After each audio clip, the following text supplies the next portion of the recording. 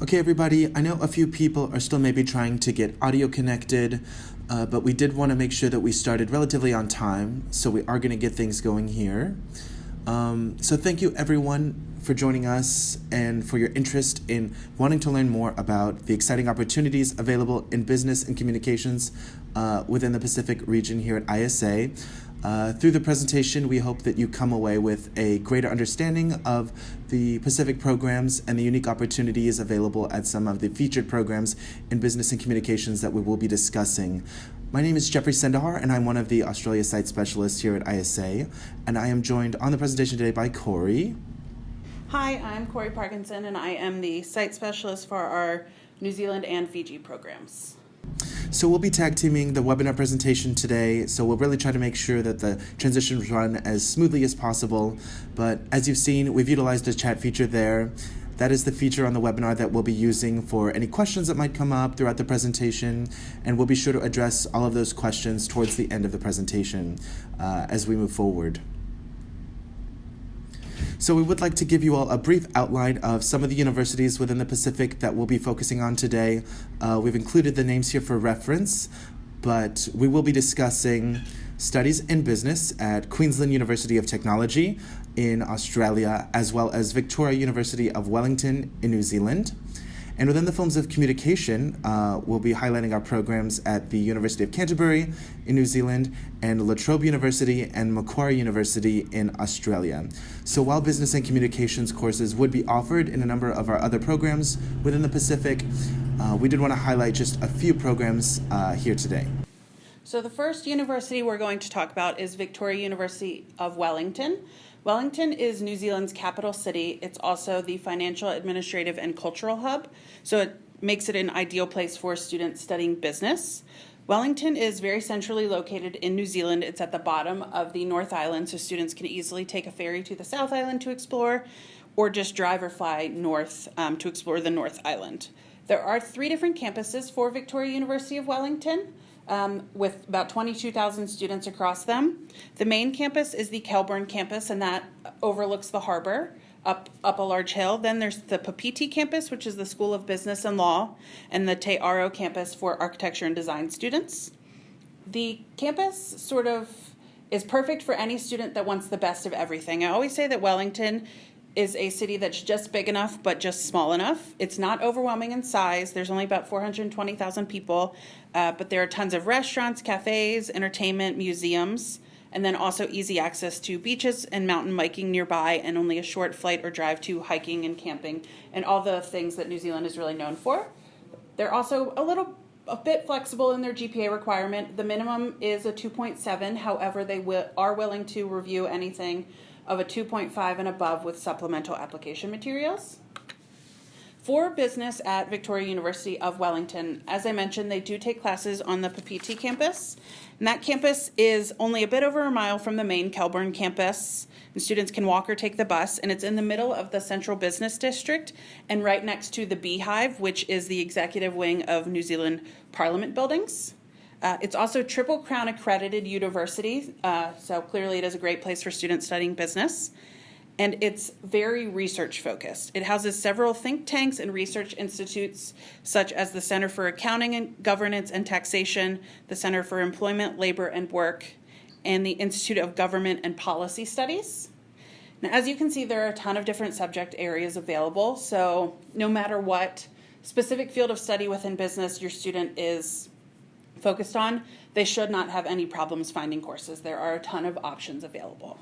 And one particular co-curricular opportunity I did want to highlight is the Victoria International Leadership Program. This is a self-paced free program aimed at enhancing students' academic study and make participants more globally aware, which ideally will help enable them to think critically about leadership challenges in world affairs. For this program, students will attend seminars, speaker events, and experiential activities throughout the semester, and then they'll reflective feedback. This program will then be noted on their academic transcript, and they will be awarded a final certificate at completion. So moving on to the Queensland University of Technology, QUT is located in Brisbane, Queensland, within Australia. Despite being Australia's third largest city with a population of about 2.4 million people, it has a surprisingly small town feel for such a large metropolitan city as it is. It's very easy to navigate, and everything is centralized around the main business district in Brisbane. The city offers great access not only to galleries and museums, but has a very active and vibrant culinary scene. And with 300 days of sunshine on average year-round, it really is a perfect location for a good balance of study and exploration.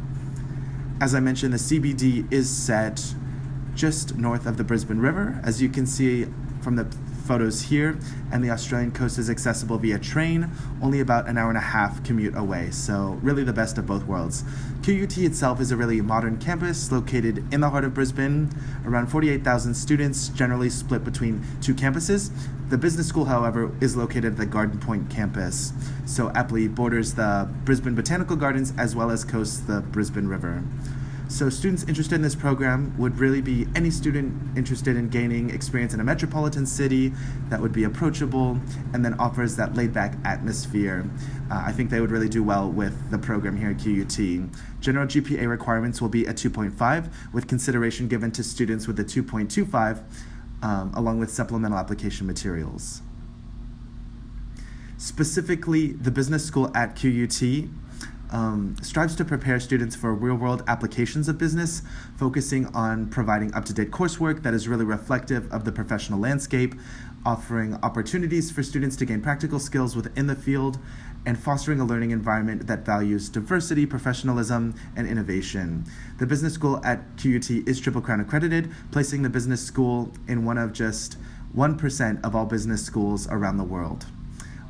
So given the wide range of business subjects available and the diversity, it's really a great opportunity for students to focus on the business specifics of their various degrees. Courses in general will center around application-based teaching styles, as many of the professionals and professors are former industry professionals and really bring in that real-world perspective to the course materials. I also wanted to highlight the available co-curricular opportunity at QUT, the Business Advantage program. This is a supplementary program that students have the opportunity to participate in. They'll generally attend a number of short series of presentations or talks on a variety of topics, for example, digital literacy, social innovation, or building blocks of entrepreneurship. Upon completion of these sessions, students will receive a certificate signed by the Dean of the QUT Business School, and it really just makes another great supplementary opportunity for students to make their study abroad experience go that much further and to include on their resume. And now we'll begin our presentation on some of our communications programs. So LaTrobe University is located in Melbourne, Australia, in the state of Victoria. With nearly 4 million people and being the second largest city in Australia, Melbourne is notorious for being not only Australia's cultural capital, but the sporting capital as well. And so the city is really characterized as having a very European feel to it, being very artsy and being active as well. So the cobblestone streets and the lined walkways with a lot of cafes and boutiques are what help give off very European vibes. And the LaTrobe campus is located just north of the Central Business District in Melbourne. The campus is very inclusive. It's a very international demographic with around 37,000 students. Students from a variety of very different backgrounds would feel right at home at LaTrobe. The university also boasts its own animal sanctuary, which would also make it a great option for any students studying animal science. And the campus itself would be about a 50-minute commute via public transit from central Melbourne. To give you a little bit idea about the student profile, it would be an especially great fit for any student looking for a really vibrant campus experience while still having access to the creature comforts of a larger metropolitan city. And the GPA requirement for this program would be a 2.5. A little bit about the specifics about communications. The Department of Communications and Media is really devoted to preparing students for industry and developing work-ready professionals. So they'll generally focus their studies in communications around 3 areas: public relations, journalism, and media industries, with different subsets within each of those disciplines. And in particular, given the notoriety of Melbourne for being so strongly centered in sport in Australia, sport journalism is a particularly strong field at LaTrobe. I also, for this program, wanted to highlight an additional co-curricular opportunity that would be available to students would be Upstart Magazine. It's a university publication that includes not only written content, but multimedia content that even study abroad students are able to submit works to get approval for publication through the magazine as part of their experience, which I think is another great way for students to contribute to their resume through their study abroad experience. And then we'll move on to Macquarie University. So Macquarie is located in Sydney, so Australia's largest city, although it has around 4 million people. The way that the city's spread out really makes it that much more digestible. With over 100 beaches and endless outdoor spaces, it's a really great fit for anyone looking for that big metropolitan city experience and taking advantage of all the outdoor spaces and amenities that are available. So the Macquarie University campus is located in the northwestern suburb of Sydney. Again, about a 50-minute commute via public transit to the campus from the central business district of Sydney. The campus is very modern, US-style campus. It's self-contained. Everything that students will need would be accessible in or around the campus. And it provides a very safe and secure location while still granting access for students into the city. And then additionally, campus features, in particular for communications, Macquarie offers a wide range of industry-grade communications facilities that students will utilize not only through their courses, but would have access to complete any other independent assignments or projects. And there are a couple of specific amenities that are listed in the bottom left for reference. So the communications department itself at Macquarie is the oldest media department in the country, well noted for being the inventor of modern-day Wi-Fi. They are really aiming to prepare communications professionals with a globalized and intercultural perspective. As you can see, their studies in communications focus on the cultural, social, international, and linguistics context of communications, and multimedia is included in part of that. I have listed a couple of subject areas here. Again, just a note that anything related to media or film would also be included in the communications umbrella widely in the Pacific. So students would have access, of course, to those disciplines as well. The last program we're going to talk about is the University of Canterbury in Christchurch, New Zealand. Christchurch is considered the Garden City because there's a lot of parks and just green space available within the city. It is the third largest city in New Zealand. Until pretty recently, it was the second largest, but in 2010 and 2011, they had several earthquakes that devastated the city, so it is rebuilding at this time. However, out of the devastation, the feeling of the town and the city has changed a little bit in a really interesting way. There's a lot more internationals that have immigrated to Christchurch to help rebuild the city. There's a strong street art culture. They're just using a lot of really interesting materials to rebuild the city, so I think it's a really exciting thing to be a part of. It's also only 10 minutes from the beach and about an hour and a half from the Southern Alps, so if you really wanted to, students could ski and surf in the same day. Campus is 3 miles from the center city in the suburb of Riccarton and has about a little over 15,000 students. Everything students would need in terms of grocery stores, anything like that, there is available around campus, so if they don't want to go into the city, they don't need to. Everything is right there for them. The perfect student that would fit in really well at the University of Canterbury is someone who wants something a little bit different, given they are rebuilding, and it is definitely a different type of city at this time, and who are really outdoorsy, given the access to ski and surfing and camping and hiking and everything. It's also really great for students who are high financial need. University of Canterbury gives ISA 15,000 New Zealand dollars a year just for ISA students, which is the most of any host university in the Pacific, and I believe the most of any host university scholarship of any ISA program. So it is a good chunk of money, and if students apply, it's very, very likely that they will get something. As far as GPA requirement goes, the GPA is a 2.5. However, University of Canterbury is very flexible, and they are willing to review anything above a 2.2 with supplemental application materials. For communications at the University of Canterbury, there's sort of two tracks students can choose from. There's communications and media, and then there's communication disorders. For both of those, there's The professors are really internationally renowned. There's a lot of guest lectures and research seminars that students can take part in.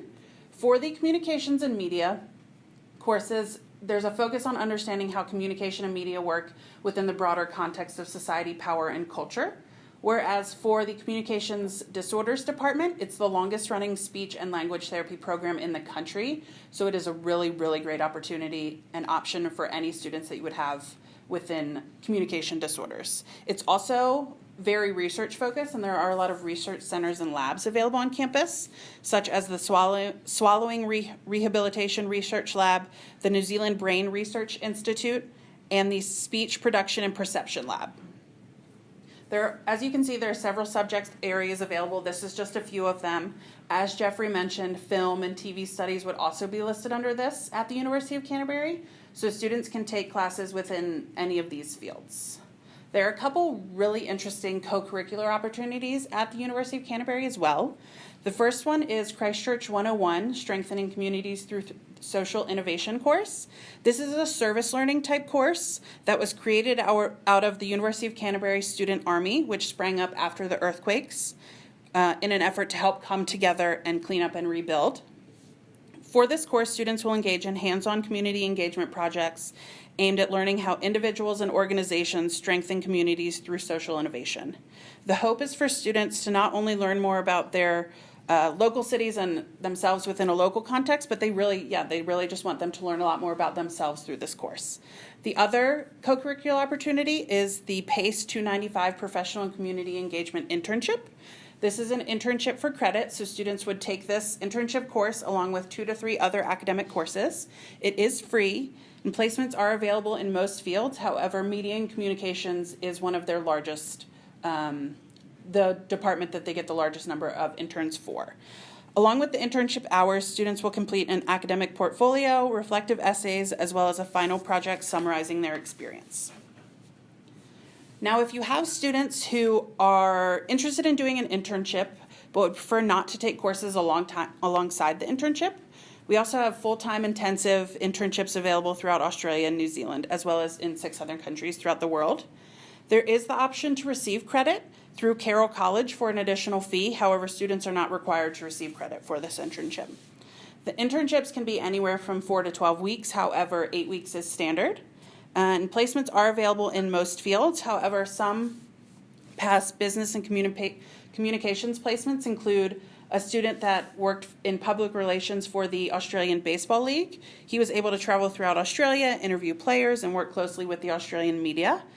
Another student worked for Time Out Magazine, which is an international publication in over 50 cities throughout the world. She typed up summaries of events and venues that were posted on the website, transcribed interviews, did some fact-checking, and she even had some of her work published in the magazine. And then Fox & Co. is a motion design company that assists advertising agencies, leading brands, and startups with development of their content.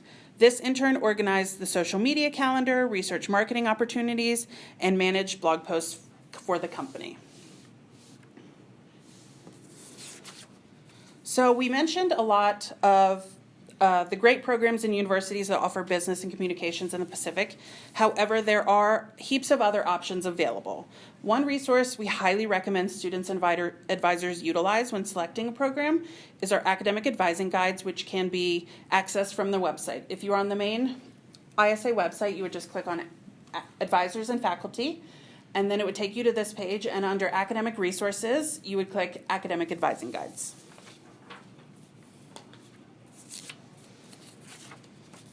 The academic advising guides feature our top recommended ISA host universities within all regions, along with other strong options in several fields of study. So if you are not sure really where you want to go, or if you have a student that's wide open, this is a good place to start to see some good options. However, if you have a specific region in mind, you can utilize the region-specific guides, such as these for business and communication in Australia. So this is an overview of our Australia and New Zealand US-based staff for study abroad programs. The program managers and the site specialists tag team the experience with the students and hope to make it as simple and as painless as possible. We know it can be overwhelming, so we are here to help. If you have any questions about these programs or any of our other programs we offer, please do not hesitate to reach out. You can find our contact information on our website. So now is the time. If anyone has questions, feel free to type them in the chat box and we will answer any questions everyone has. So Cory, I did see a question come through at the beginning. So the question was, specifically in media or communications, how are prerequisites typically addressed for courses at the host universities? Would portfolios be required? So regarding this question in reference to Australia programs, typically portfolios would not be required for media and communications. However, students are expected to still complete any prerequisite requirements that the course would have, and previous coursework taken at their home university will be evaluated by host university faculty, and provided there's about an 80% crossover, that prerequisite would be accepted. And another question I saw come through was about how students get information or signed up for the co-curricular opportunities. It does differ per opportunity. Things like the magazine on campus or the International Leadership Program, they can reach out to the site specialist and we can provide them with a bit more information.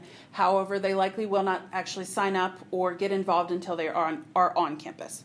However, for something like the Christchurch 101 class or PACE 295 at University of Canterbury, students interested in that can reach out to me, Cory, the site specialist for that program, and I can give them more information, and then they would list those courses on the pre-registration form because we would want to get them approved by the university before the students go. Does anyone else have any other questions?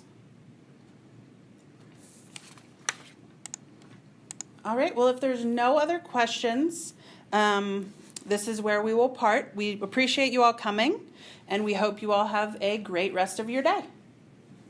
Thank you so much, everyone.